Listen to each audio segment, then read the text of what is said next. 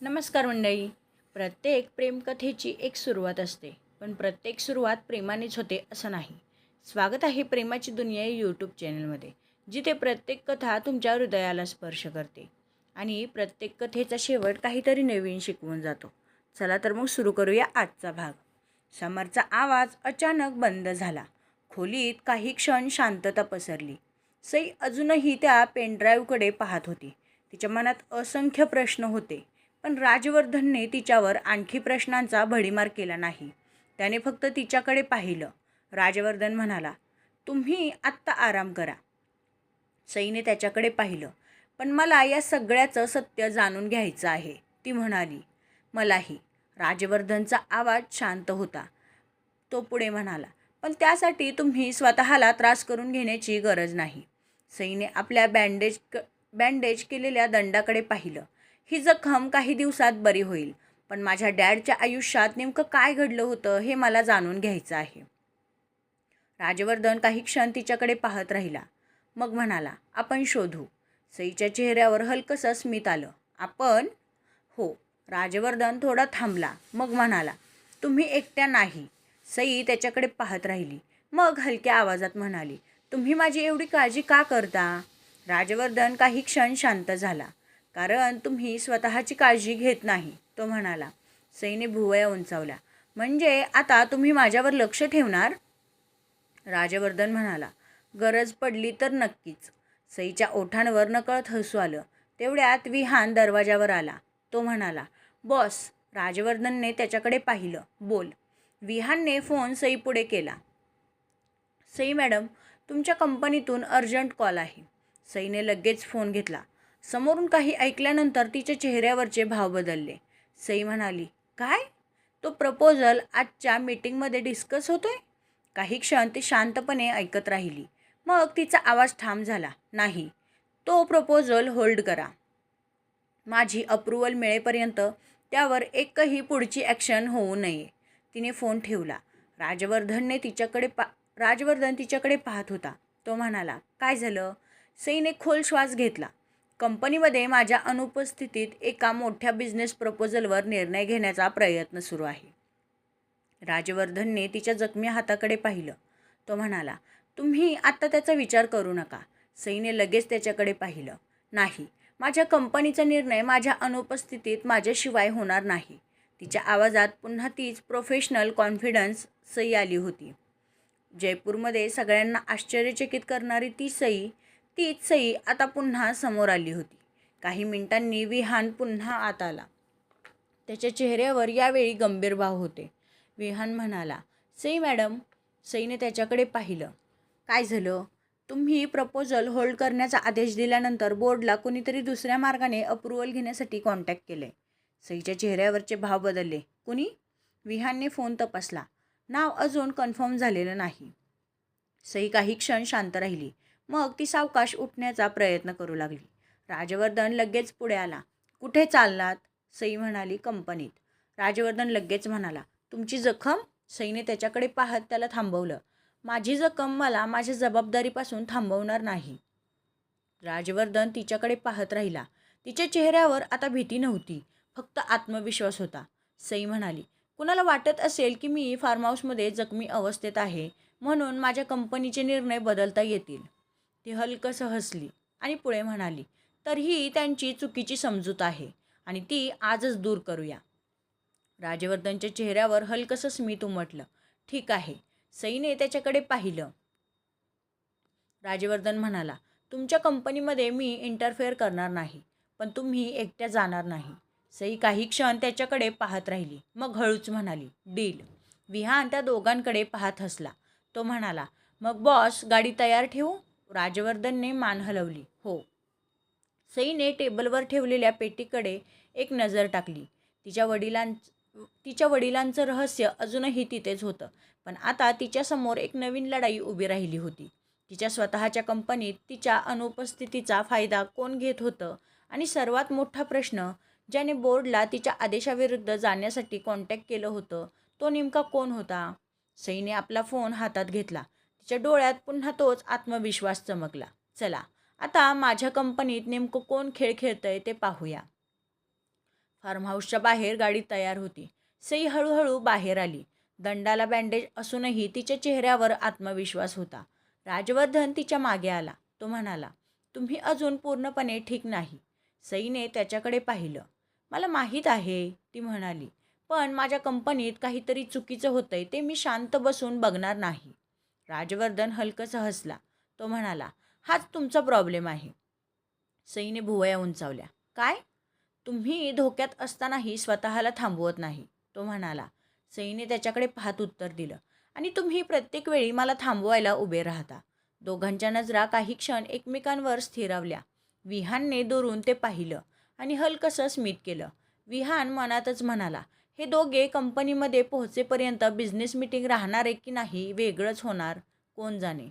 काही वेळात गाडी कंपनीच्या मुख्य इमारतीसमोर थांबली. सई गाडीतून उतरली. तिला पाहताच रिसेप्शनिस्टपासून कर्मचारी एकमेकांकडे पाहू लागले. सईच्या अनुपस्थितीत कंपनीत वेगळंच वातावरण निर्माण झालं होतं. पण आज ती पुन्हा समोर उभी होती, जखमी अवस्थेत तरीही ताटमानेने. सई आत आली. एक कर्मचारी म्हणाला, मॅम तुम्ही आजच परतलात? सईने फक्त मान हलवली. हो. ती सरळ बोर्डरूमच्या दिशेने निघाली. राजवर्धन तिच्या मागेच होता. विहान थोड्या अंतरावर होता. बोर्डरूममध्ये काही वरिष्ठ अधिकारी आधीच बसले होते. सई आत येताच अचानक शांतता पसरली. एका अधिकाऱ्याने अस्वस्थपणे खुर्चीवर हालचाल केली. सईने सगळ्यांकडे पाहिलं. ती म्हणाली, माझ्या अनुपस्थितीत कोणता प्रपोजल पुढे नेला जात होता? कोणीही उत्तर दिलं नाही. सईने पुन्हा विचारलं. मी प्रश्न विचारलाय. एक वरिष्ठ अधिकारी उठला. मॅम तो फक्त प्रिलिमिनरी डिस्कशन होता. सईने त्याच्याकडे पाहिलं. मग माझ्या अप्रुव्हलशिवाय बोर्डला अप्रूव्ह देण्यासाठी कॉन्टॅक्ट का करण्यात आला? त्या व्यक्तीच्या चेहऱ्यावरचा रंग बदलला. राजवर्धन दाराजवळ शांतपणे उभा राहून सगळं पाहत होता. तो काहीच बोलला नाही, कारण ही लढाई सईची होती. सईने टेबलवर काही डॉक्युमेंट्स ठेवले. हा प्रपोजल कोणी तयार केला? एका कर्मचाऱ्याने नाव सांगितलं. सईने लगेच विचारलं, आणि फायनान्शियल व्हेरिफिकेशन? शांतता. Legal clearance? पुन्हा शांतता. सईने हलकंसं स्मित केलं. म्हणजे प्रपोजल तयार झाला, पण बेसिक व्हेरिफिकेशनसुद्धा झालेली नाही. ती खुर्चीत बसली. इंटरेस्टिंग, ती म्हणाली. राजवर्धनच्या चेहऱ्यावर हलकंसं कौतुक उमटलं. जयपूरमध्ये त्याने पाहिलेली सई भावनिक होती, पण इथली सई पूर्णपणे वेगळी होती.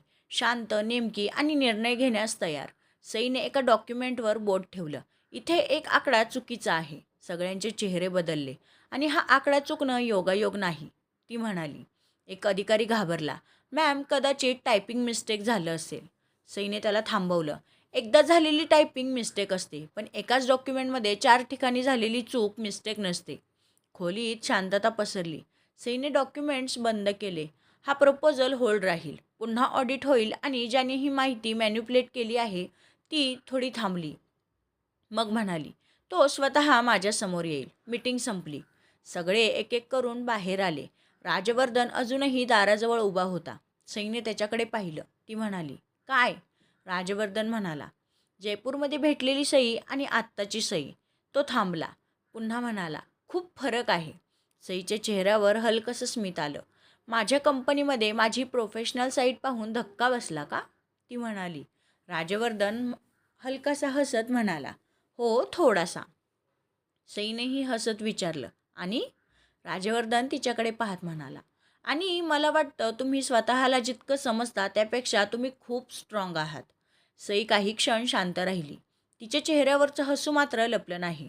तेवढ्यात विहान धावतच आत आला. विहान म्हणाला, बॉस. राजवर्धन त्याच्याकडे वळला. काय झालं? विहानने एक फाईल पुढे केली. त्या प्रपोजलची ओरिजिनल फाईल मिळाली. सईने ती फाईल हातात घेतली. तिने ती उघडली. पहिल्याच पानावर एक सिग्नेचर होती. तिच्या चेहऱ्यावरचे भाव अचानक बदलले. ही सही? राजवर्धन तिच्या जवळ आला. कोणाची आहे? त्याने विचारलं. सईने हळू आवाजात उत्तर दिलं, ही माझी नाही. ती पुढचं पान उलटते. तिथे एक ऑथरायझेशन कोड होता, आणि तो कोड पाहताच तिच्या चेहऱ्यावरचा आत्मविश्वास क्षणभर नाहीसा झाला. कारण तो ऑथरायझेशन कोड फक्त दोन लोकांकडे होता. एक सईकडे आणि दुसरा तिच्या वडिलांकडे. सईने राजवर्धनकडे पाहिलं. माझ्या डॅडचं अकाउंट अजूनही ॲक्टिव्ह आहे. राजवर्धन आणि विहान दोघेही स्तब्ध झाले. आणि सईच्या मनात एक विचार चमकून गेला. जर डॅडचं ऑथरायझेशन अकाउंट अजून वापरलं जात असेल तर ते कोण वापरत असेल? राजवर्धनने डॉक्युमेंट हातात घेतला. विहानने लॅपटॉप समोर केला. विहान म्हणाला, सई मॅडम, हा प्रपोजल गेल्या एका दिवसात प्रोसेस करण्यात आला आहे. सईने लगेच विचारलं, पण माझ्या अप्रुव्हलशिवाय तो पुढे गेला कसा? विहान म्हणाला, कोणीतरी इंटरनल ऑथरायझेशन वापरलंय. सई काही क्षण शांत राहिली. तिच्या वडिलांची तब्येत बिघडून फक्त 15 ते 20 दिवस झाले होते. समर अजूनही हॉस्पिटलमध्ये कोमात होते. म्हणूनच त्यांच्या नावाशी जोडलेलं हे ऑथरायझेशन आणखी संशयास्पद होतं. सई म्हणाली, माझ्या डॅडच्या नावाचा वापर कोणी केला असेल तर मला तो माणूस शोधायचा आहे. राजवर्धनने तिच्याकडे पाहिलं. तो म्हणाला, शोधू. सईने त्याच्याकडे पाहिलं. तुम्ही इतक्या सहजपणे शोधू म्हणता? कारण तुम्हाला हे एकटीने शोधायची गरज नाही, तो म्हणाला. सई काही क्षण त्याच्याकडे पाहत राहिली. विहानने अचानक लॅपटॉपवर काहीतरी उघडलं. तो म्हणाला, बॉस, एक गोष्ट मिळाली. राजवर्धन त्याच्याकडे वळला. काय? या ऑथरायझेशनचा वापर कंपनीच्या एका जुन्या सर्व्हर टर्मिनलमधून झाला आहे. सई लगेच पुढे आली. कुठून? विहानने लोकेशन दाखवली. सईच्या चेहऱ्यावर आश्चर्य उमटलं. ही जागा? राजवर्धनने विचारलं. ओळखीची आहे का? हो, ती म्हणाली. माझ्या डॅडच्या जुन्या बिझनेस ऑफिस जवळची आहे. राजवर्धनने लगेच विहानकडे पाहिलं. आपल्याला त्या टर्मिनलचा कंप्लीट ॲक्सेस हिस्ट्री हवा. विहान म्हणाला, लगेच काढतो बॉस. सगळे डॉक्युमेंट्स आवरून सई उभी राहिली. जखमी दंडामुळे तिला थोडा त्रास होत होता. राजवर्धनच्या लक्षात ते आलं. तो म्हणाला, बसून घ्या. सईने त्याच्याकडे पाहिलं. मी ठीक आहे. तुम्ही ठीक असल्याचं फक्त म्हणता. तुमच्या दंडाला अजून जखम आहे, तो म्हणाला. सईने हलकंसं हसत विचारलं, तुम्ही नेहमी माझ्यावर इतकं लक्ष का ठेवता? राजवर्धन क्षणभर थांबला. तो म्हणाला, कारण तुम्ही स्वतःवर ठेवत नाही म्हणून. सईच्या चेहऱ्यावर नकळत हसू आलं. ती म्हणाली, तुम्हाला माझी काळजी करण्याची सवय लागली आहे वाटतं. राजवर्धन तिच्याकडे पाहत म्हणाला, हो कदाचित. त्याच्या एका शब्दाने सई काही क्षण शांत झाली. तोच विहानचा पुन्हा आवाज आला. बॉस, गाडी तयार आहे. सईने डॉक्युमेंट्स हातात घेतले. मी येते. राजवर्धनने तिच्याकडे पाहिलं.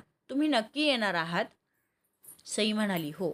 हा माझ्या कंपनीचा प्रश्न आहे आणि माझ्या डॅडच्या नावाचा देखील. राजवर्धनने मान हलवली. ठीक आहे. सईने त्याच्याकडे पाहून विचारलं, तुम्हीही येणार? राजवर्धनच्या चेहऱ्यावर हलकंसं स्मित आलं. तुम्हाला वाटतं मी तुम्हाला एकटीला जाऊ देईन? तो म्हणाला. सईने हळूच नजर खाली केली. नाही. ती थोडी थांबली. मग म्हणाली, आता तर वाटतच नाही. राजवर्धनच्या चेहऱ्यावरचं स्मित आणखी गडद झालं. गाडी कंपनीच्या आवारातून बाहेर आली. विहान ड्रायव्हिंग करत होता. सई मागच्या सीटवर बसली होती. राजवर्धन तिच्या शेजारी होता. काही वेळ दोघांमध्ये शांतता होती. शेवटी सईने खिडकीबाहेर पाहत हळू आवाजात विचारलं, राजवर्धन, काल रात्री तुम्ही नसता तर? तिचा आवाज थरथरला. राजवर्धनने तिच्याकडे पाहिलं. त्या गोष्टीचा विचारही करू नका, तो म्हणाला. सईने त्याच्याकडे पाहिलं. पण मला भीती वाटली होती, ती म्हणाली. राजवर्धन काही क्षण शांत राहिला. मग म्हणाला, मलाही. सईने आश्चर्याने त्याच्याकडे पाहिलं. तुम्हालाही? राजवर्धनने तिच्या डोळ्यात पाहत उत्तर दिलं, हो. तुम्हाला काही झालं असतं तर? तो पुढचं वाक्य बोलला नाही. सई शांतपणे त्याच्याकडेच पाहत राहिली. तिच्या मनात काहीतरी बदलत होतं. गाडी जुन्या ऑफिसच्या परिसरात पोहोचली. विहानने गाडी थांबवली. राजवर्धन आधी खाली उतरला. त्याने सईकडे हात पुढे केला. सईने क्षणभर त्या हाताकडे पाहिलं. मग त्याचा हात धरून ती खाली उतरली. दोघेही काही क्षण एकमेकांकडे पाहत राहिले. विहानने ते पाहिलं, पण तो काहीही न बोलता पुढे निघून गेला. जुनी इमारत बाहेरून बंद दिसत होती. विहानने टर्मिनल लोकेशन तपासली. विहान म्हणाला, बॉस, सिग्नल आतून येतोय. राजवर्धनने सईकडे पाहिलं. तुम्ही माझ्या मागे राहा, तो म्हणाला. सईने लगेच उत्तर दिलं, मी घाबरणार नाही. राजवर्धन हलकंसं हसला. हो, ते मला माहीत आहे, तो म्हणाला. त्यानंतर तिघेही आत गेले. काही अंतरावर त्यांना एक खोली दिसली. दरवाजा अर्धवट उघडा होता. विहानने दरवाजा ढकलला. आत एक कम्प्युटर सुरू होता. स्क्रीनवर एक फाईल उघडी होती. सई पुढे गेली. स्क्रीनवर तिच्या वडिलांचं नाव होतं, समर परांजपे. खाली एकच line, access restored 20 days ago. सईच्या डोळ्यात धक्का उमटला. राजवर्धनने तिच्याकडे पाहिलं. सईने हळू आवाजात विचारलं, माझे डॅड कोमात गेले त्याच काळात? ती थांबली. त्यांचं ॲक्सेस पुन्हा ॲक्टिव्ह कसं झालं? विहानने स्क्रीनकडे पाहिलं. हो सई मॅडम. राजवर्धन गंभीर झाला. पण त्याच क्षणी कम्प्युटरच्या स्क्रीनवर एक नवीन नोटिफिकेशन आलं. User online. तिघेही स्तब्ध झाले. सईने स्क्रीनकडे पाहिलं आणि पुढच्याच क्षणी तिच्या वडिलांच्या अकाउंटमधून एक मेसेज आला. सई यापासून दूर राहा. सईने राजवर्धनकडे पाहिलं आणि राजवर्धनची नजर तिच्यावर स्थिरावली. कारण त्या मेसेजखाली फक्त एक इनिशियल होतं, RR. तर मित्रांनो, आपला आजचा भाग इथेच संपत आहे. हा भाग तुम्हाला कसा वाटला हे मला कमेंट करून सांगायला विसरू नका. त्याचबरोबर आपल्या चॅनलला लाईक, शेअर आणि सबस्क्राईब करायला विसरू नका. भेटूया पुढच्या भागात.